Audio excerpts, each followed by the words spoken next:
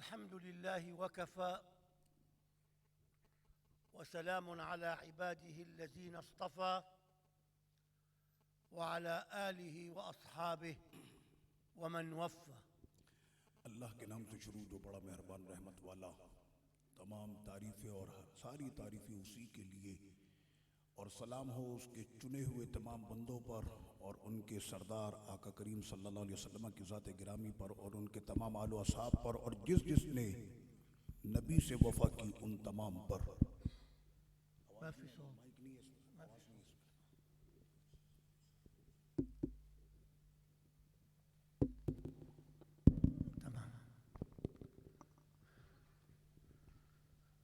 على ما يبدو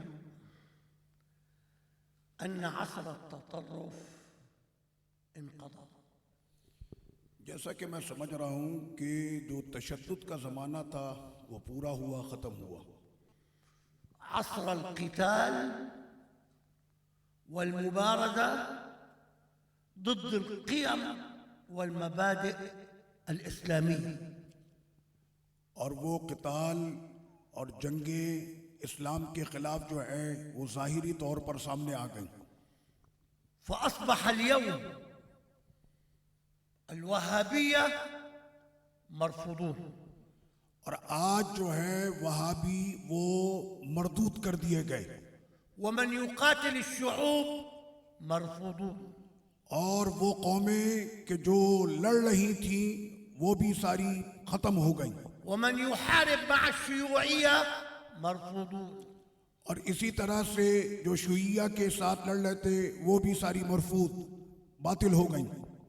لم يبق إلا طريقة واحدة للتعامل مع الخلق.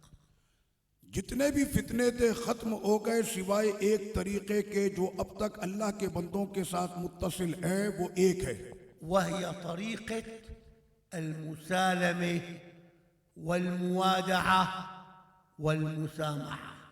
اور وہ طریقہ یہی ہے محبت کا، الفت کا اور آپس میں ایک دوسرے کو معاف کرنے کا. لقد أثبت الصوفية على مدار التاريخ أنهم قوم متسامحون. اور تاریخ ہے صوفیہ اکرام کی کہ انہوں نے ثابت کر کے دکھایا ہے کہ وہی لوگوں کو معاف کرنے والے ہیں. أخذوا أخلاق النبوة وعملوا بها.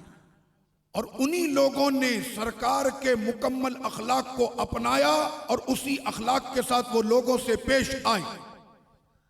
التصوف يا سادة أخلاق. اس لیے کہ تصوف پورا کا پورا اخلاق ہے، صفاء، اور وہ دل کی تطہیر ہے، مسامحة، وہ معاف کرنا ہے، صبر على المكروه، اور ناپسندگی پر صبر کرنا ہے، ذکر، اللہ کا ذکر ہے، أعمال توصل إلى الآخر. وہ اعمال کہ جو تم کو آخرت تک پہنچانے والے ہیں.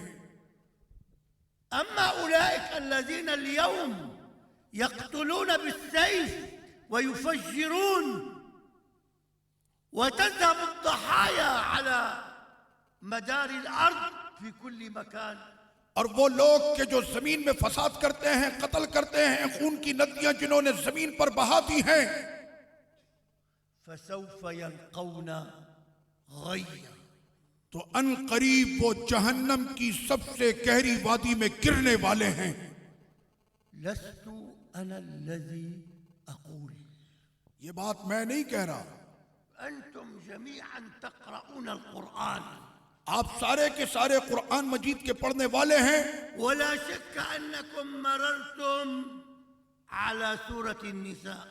اور اس میں کوئی شک نہیں کہ آپ نے سورہ نساء کی بھی تلاوت کی ہوگی. عليكم السلام. رئیس الجامعہ أهلا وسهلا. أهلا وسهلا. دکتور خالد. نعم. في سورة النساء آية رقم 93. سورہ نساء میں آیت نمبر 93 انتبهوا لها، انتبهوا غور کریں لهذه الآية ففيها شفاء لأرواحكم. کیونکہ قرآن مجید کی اس آیت میں آپ کی روحوں کے لیے اطمینان ہے، فيها انتقام لأجلكم، اور اس میں رب نے اپنے بندوں کے لیے انتقام کا ذکر کیا ہے لمن يقتل أولادنا کہ جنہوں نے ہمارے بچوں کو قتل کیا ويشرد نساءنا اور ہماری عورتوں کی بے حرمتی کی، كما فعل من قبل فرعون کہ جیسا کہ ان سے پہلے فرعون کیا کرتا تھا يستحيي النساء ويقتل الأطفال. کہ وہ عورتوں کو چھوڑتا تھا اور بچوں کو مار ڈالتا تھا. فما جزاؤه؟ تو اس کی جزا کیا ہے، سزا کیا ہے؟ تعالوا آ جاؤ سنو، ها هي سورة النساء. میں آپ کے سامنے سورہ نساء کھول رہا ہوں، الآية 93. آیت نمبر 93 ومن يقتل مؤمنا متعمدا فجزاؤه جهنم خالدا فيها. کہ جس نے جان کر کسی مومن کو ناحق قتل کیا تو وہ رہے گا جہنم میں ہمیشہ، وغضب الله عليه اور اللہ کا اس پر غضب نازل ہوگا، ولعنه اور اللہ کی اس پر لعنت ہوگی، وأعد له عذابا عظيما. اور تیار کر رکھا ہے اللہ نے اس کے لیے بڑا عذاب. انت سمعت كيف يدافع الله عنك؟ آپ نے اب سن لیا کہ آپ کا رب کیسے آپ کا دفاع فرما رہا ہے. أنت هل سمعت كم أنت عند الله غالي؟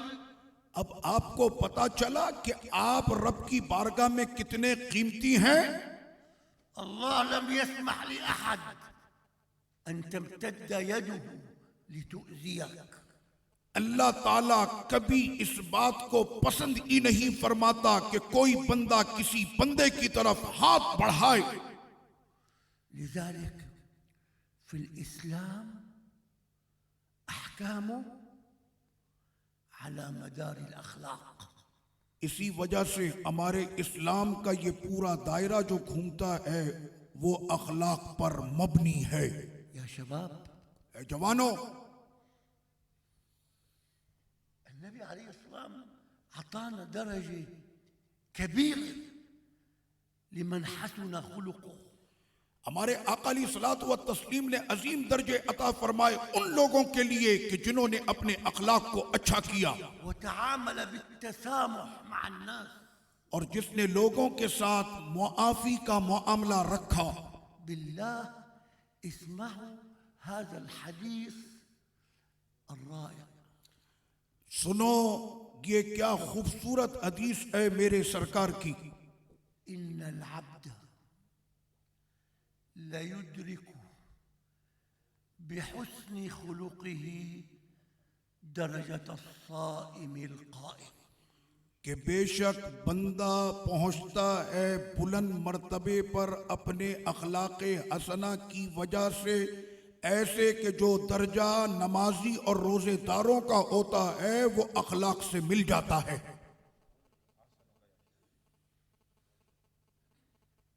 اسمعوا الرواية الثانية. اب سنیں دوسری روایت. إن العبد لا يبلغ بحسن خلقه درجة العابد الصائم وإن كان ضعيف العبادة. اور بندہ بے شک پہنچتا ہے بہت بلند درجے پر روزے داروں اور عبادت گزاروں سے پڑھ کر اگرچہ وہ عبادت میں کمزور تھا. وإنه لا يبلغ بسوء خلقه أسفل درجة من جهنم وهو عابد. اور بے شک انسان اپنے برے اخلاق کی وجہ سے جہنم کے سب سے نچلے درجے میں پہنچتا ہے اگرچہ وہ بہت بڑا عبادت گزار تھا. يصلي ويصوم وطالع لحده له. وہ نماز پڑھتا ہے، وہ روزہ رکھتا ہے، اور اس نے اپنے پیٹ تک جو ہے وہ داڑھی بھی اتنی بڑھا کر رکھی ہوتی ہے، لكنه غليظ لیکن وہ شدید ہوتا، عتل وہ بہت زیادہ جو ہے وہ سخت شديد ہوتا، على أولاده وأهله. اپنے بچوں پر، اپنے گھر والوں پر بہت زیادہ سخت ہوتا ہے.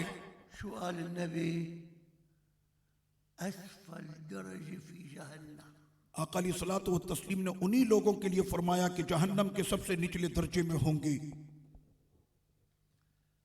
هل عرفتم لماذا التصوف اليوم هو المنقذ للأمة مما هي فيه؟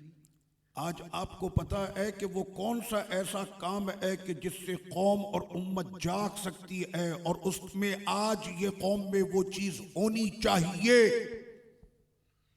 انظروا إلى تلك المرأة صائمة عابدة من الدرجة الأولى. دیکھو اس عورت کی حیثیت کو کہ وہ روزے دار بھی ہے، عبادت گزار بھی ہے. قالوا للنبي هذه المرأة تقية. اور کہا آقا علیہ الصلوۃ والسلام کی بارگاہ میں کہ یہ عورت بہت زیادہ پاکیزہ ہے، تصلي الليل پوری رات نماز پڑھتی ہے وتصوم النهار اور دن میں روزہ رکھتی ہے، لكنها تؤذي جيرانها. لیکن اپنے پڑوس کو اذیت دیتی ہے. قال هي في النار. آقا علیہ السلام نے فرمایا وہ جہنم میں ہے. انتبه، غور کریں،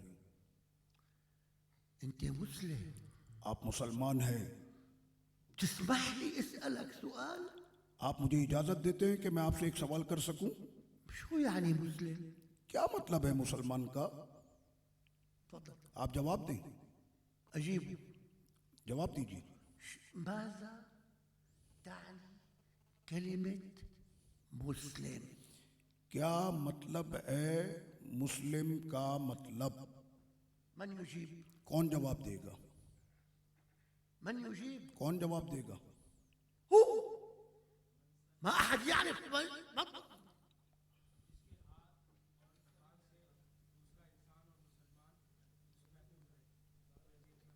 یعنی لا یزید بید ای واحد مسلم. یعنی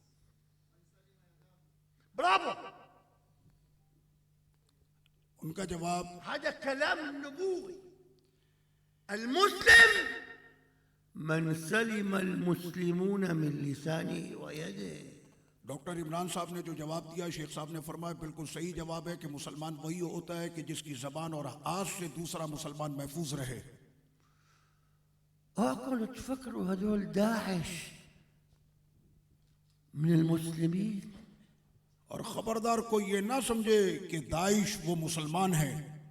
هذول خوارج یہ لوگ خوارج ہیں، كذابين جھوٹے، قتالين قتل کرنے والے، مجرمين مجرم، لا يمثلون الإسلام ولا بطرفة عين. اسلام ان کا جو ہے اس کا تعلق ذرے برابر بھی اسلام سے نہیں ہے. المسلم متواضع مسلمان تو عاجزی والا ہوتا ہے، عفيف معاف کرنے والا ہوتا ہے، لا يؤذي أحد. کسی کو اذیت نہیں دیتا.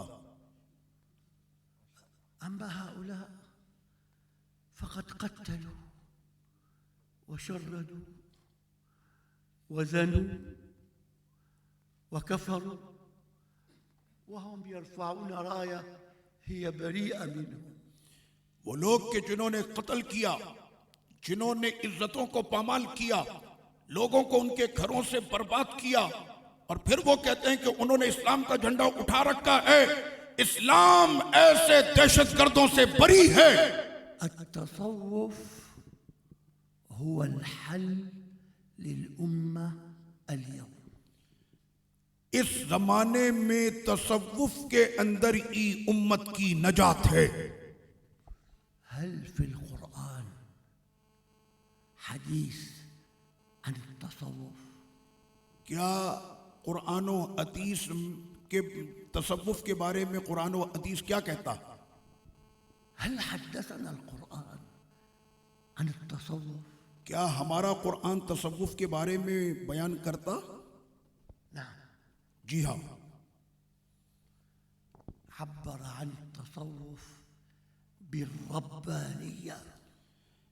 قرآن مجید نے تصوف کی جو تعبیر کی ہے وہ ربانی سے کی ہے۔ كونوا ربانيين ہو جاؤ ربانی، بما كنتم تعلمون الكتاب وبما كنتم تدرسون۔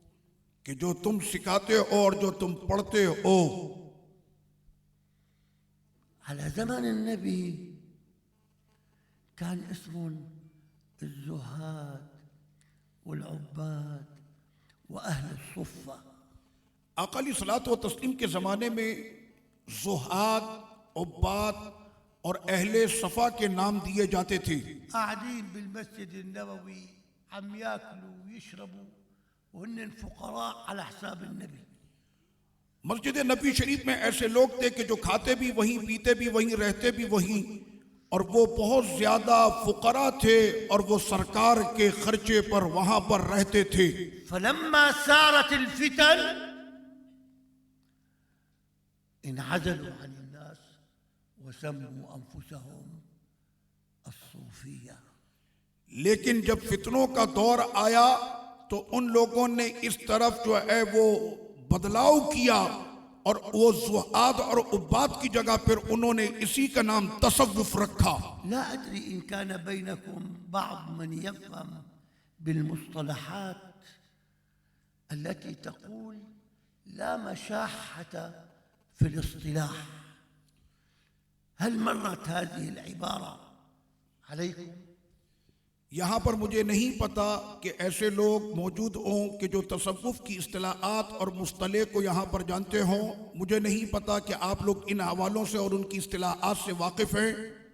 لك ان تسميه تصوف، آپ نے نام رکھا تصوف، اخلاق، اور وہی اخلاق ہے۔ احسان، احسان، ان تعبد الله كأنك تراه فإن لم تكن تراه فإنه يراك۔ اور احسان یہ ہے کہ تم اپنے رب کی عبادت ایسے کرو جیسے تم اپنے خدا کو دیکھ رہے ہو، اور اگر تم اپنے خدا کو نہ دیکھ سکے تو یقین جان لو کہ تمہارا رب تم کو دیکھ رہا ہے۔ عالم الربانی، اور انہی لوگوں کو کہا گیا عالم صاحب ربانی، الاخلاق العالی، اور وہی سب سے بلند اخلاق والے۔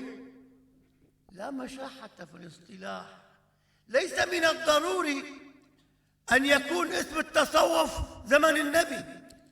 تو اب اگر نام بدل جانے سے اس کی تعریف نہیں بدل سکتی، وہی زہاد اور عباد جو اس زمانے میں تھے آج کے دور میں انہی کو صوفیہ کہا جاتا ہے۔ لكنهم كانوا موجودين، اور وہ بھی زمن مصطفیٰ میں موجود تھے۔ كانوا عابدين، كانت أخلاقهم عالية۔ اور وہ عبادت گزار تھے اور ان کے اخلاق بہت بلند تھے۔ ثم في 200 للهجرة، احفظوا التاريخ، بدأ يظهر اسم التصوف۔ تو ہجرت کے 200 سال کے بعد تقریباً یہ نام رکھا گیا تصوف۔ طلع الإمام أبو الحارث المحاسبي، اور تشریف لائے امام ابو الحارث المحاسبی، أبو سعيد الخراز، ابو سعید الخراز، أبو طالب المكي، ابو طالب المکی، علماء أفزاز، وظهر بعدهم الإمام الجنيد والإمام معروف الكرخي، أصحاب الأخلاق العالية۔ اور انہی کے بعد تصوف کے اس فن میں سیدنا امام جنید بغدادی، سیدنا عبد القادر الجیلانی، سیدنا معروف الکرخی، ان بزرگوں نے تصوف کے میدان میں قدم جمایا۔ اسمحوا لي انهي الدرس او المحاضرة بقصة جميلة في التصوف. آپ اگر مجھے اجازت دیں تو میں اپنے درس کا اختتام تصوف کے ایک نہایت حسین قصے میں کروں حتى لكم كيف كانوا الصوفية يتصرفوا. تاکہ آپ لوگوں کو پتہ چل جائے کہ صوفیہ اکرام کس انداز میں تبلیغ فرمایا کرتے ہیں. سيدنا معروف الكرخي الله يرضى عنه سیدنا معروف کرخی رضی اللہ عنہ جاي مع جماعة المريدين آپ تشریف لائے اپنے مریدین کے ساتھ على شط النهر، نہر کے کنارے. فرأى فيه زورقا فيه بنات وشباب. تو سیدنا معروف کرخی نے دیکھا کہ ایک چھوٹی سی کشتی میں کچھ جوان ہیں اور کچھ جوان لڑکیاں تھیں يرقصون اور وہ رقص کر رہے تھے ويغنون اور وہ گانا گا رہے تھے ويشربون الخمر. اور وہ شراب پی رہے تھے. ماذا قال المريدون لسيدنا معروف الكرخي؟ کیا کہا ان کے مریدوں نے جب یہ منظر دیکھا اپنے شیخ معروف کرخی سے؟ قال يا إمام ادعوا علي.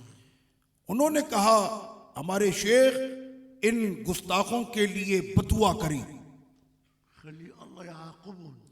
اللہ ان کو سزا دے. أنا بدي إياكم تتصرفوا برحمة مع العباد. اور میں ایک صوفی ہو کر آپ کو یہ نصیحت کرتا ہوں کہ اللہ کے بندوں کے ساتھ ہمیشہ اخلاق کا معاملہ رکھنا. 300 مرة ذكر الله بالقرآن الرحمة. اللہ نے قرآن مجید میں 300 مرتبہ لفظ رحم کا ذکر فرمایا ہے. وأعظم وصف لسيدنا النبي وما أرسلناك إلا رحمة للعالمين. اور سب سے بلند رتبہ اپنے حبیب کے لیے فرمایا اے محبوب ہم نے آپ کو تمام جہانوں کے لیے رحمت بنا کر بھیجا. ادعوا عليهم يا إمام. تو اس وقت ان کے مریدوں نے کہا کہ ہمارے شیخ ان گناہ گاروں کے لیے بدعا کریں. فرفع الإمام يديه سیدنا معروف کرخی کے ہاتھ اٹھ گئے وقال اور فرمایا اللهم اے اللہ كما فرحتهم في الدنيا ففرحهم في الآخرة. کہ اے مالک تو نے جیسے ان کو دنیا میں خوش رکھا ہے انہیں آخرت میں بھی ویسے ہی خوشیاں عطا فرما. خليهم يفرحوا یا اللہ یہ ہمیشہ خوش يوم رہے، يلقوا جس دن تیری بارگاہ میں یہ آئیں تو وہاں كما پر بھی خوش ہو، هم الآن جیسے یہ ابھی خوش ہیں، فرحون. جیسے ابھی خوش ہیں. وإذا برجل يسمع على الزورق الدعوة. اور سیدنا معروف کرخی کی یہ دعا اس کشتی میں بیٹھے جب کسی نے سنی فيستحي ويقول لأهل الزورق لقد دعا لكم الإمام أن تكونوا من الفرحين يوم القيامة، ما رأيكم أن نتوب على يديه؟ تو اس کشتی میں بیٹھے کسی نے کہا کیا تم نے امام اور شیخ کی بات نہیں سنی کہ وہ تو ہمارے لیے خوشیوں کی دعا کر رہے ہیں، ہم کیا کر رہے ہیں کہ قیامت میں اپنے رب کے حضور کیسے آئیں گے؟ فنزلوا جميعا وقبلوا يديه وتابوا على يديه ببركة دعوة صغير دعاء. تو فوری طور پر وہ کشتی انہوں نے حضرت شیخ کے سامنے آ کر روکی، سب اترے اور آپ کے ہاتھ کو چوما اور آپ کے ہاتھ پر تائب ہو کر انہوں نے اپنی زندگی کو سنوار لیا. یہ ہے صوفی کی ایک دعا کہ جو کایا ہی پلٹ دیتی ہے. ربوا أولادكم على الرحمة. اپنے بچوں کی تربیت کریں نرمی پر، هذا الولد حيحمل اسمك بكرة. کیونکہ یہی بچے کل آپ کے نام روشن کریں گے هذا ابن فلان. اور کہا جائے گا یہ فلاں کا بیٹا ہے.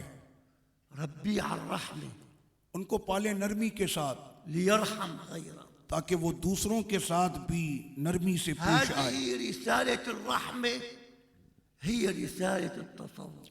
اور یہ رحمت والی بات اصل میں یہی تعلیمات تصوف ہے. فمن شاء فليؤمن ومن شاء فليكفر. اب جو چاہے وہ اس پر ایمان لے آئے اور جو چاہے وہ اس کا انکار کر دے. والحمد لله رب العالمين.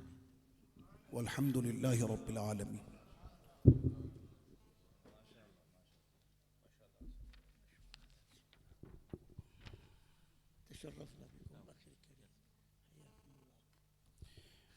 میں انجمن محبان رسول جامعہ کراچی کے تمام اراکین کو بہت مبارکباد پیش کرتا ہوں کہ وہ کراچی یونیورسٹی میں رسول کریم صلی اللہ علیہ وسلم کی محبت کا پیغام پیش کر رہے ہیں، اور تمام طلباء کہ جو اس انجمن سے وابستہ ہیں انہوں نے دیگر طلباء کے سینوں میں عشق رسول صلی اللہ علیہ وسلم کا چراغ جو ہے وہ جلایا ہے.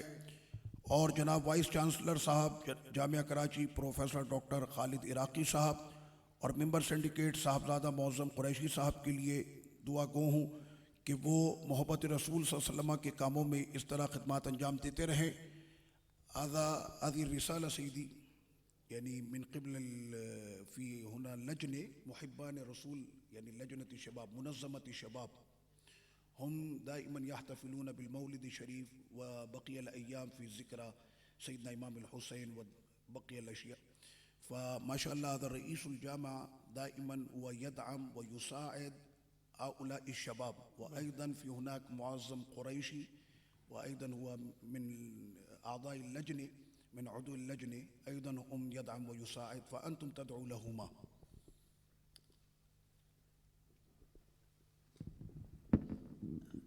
اسمح لي أنقل لك هذه القصة اگر آپ مجھ کو اجازت دیں تو میں ایک قصہ بیان کرنا چاہتا ہوں، البسيطة. بہت چھوٹا سا ہے.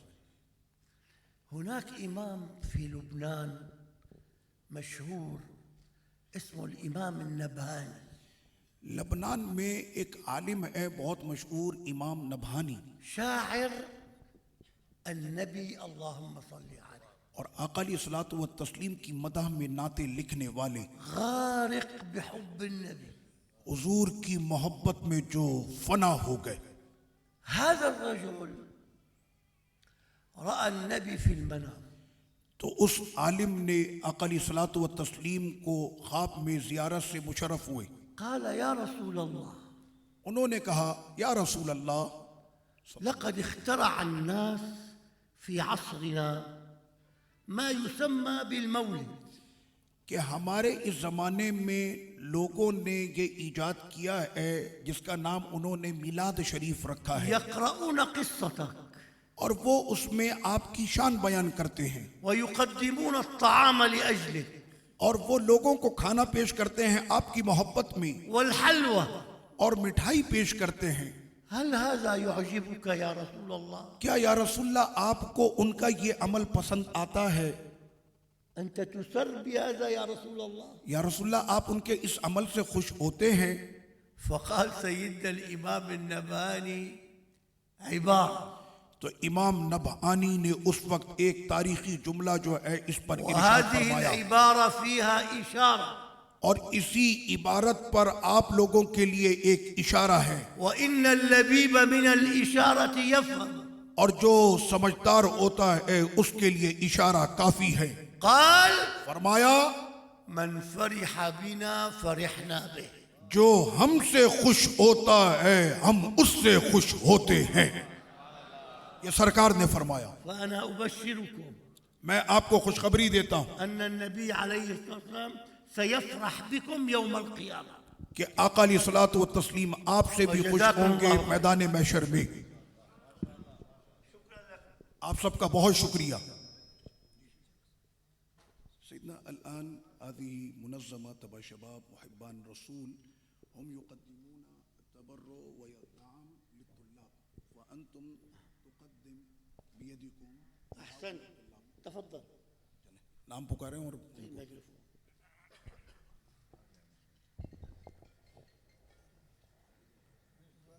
سر آج سر